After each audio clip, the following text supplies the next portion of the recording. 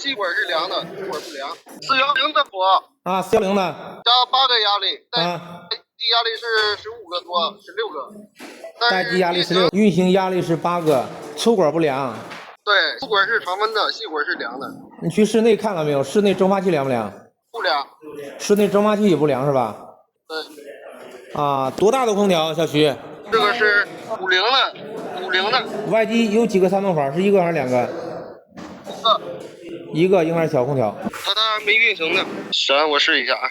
我不是跟你说过吗？要是变频的，你看低频的时候，你看压力8个能够，但是一升频它就不够了。你现在卡电流，电流肯定不够。你说刚才制冷的时候够8个压，是不是啊？对。够8个压，你没有卡电流。现在是够8个压的时候，粗管不良，细管凉，明显缺氟状态。现在粗管凉了没有？凉了。粗管也凉了。现在电流是多少？9点多。还没有达到它那10.4是吧？他说的是7.1到10.4，差不多了。差不多。压力是多少？9.12左右。啊，就是说基本上上高频了吧？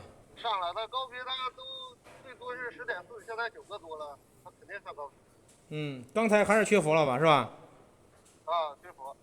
所以说你要是变频空调，光看压力不行，你得卡电流。它得上高频之后再加，是吧？不是你不上高频，那是你服务不够，它不上高频。我够了，它自然就上高频。对呀，那不赖人家，是你服务没有加够。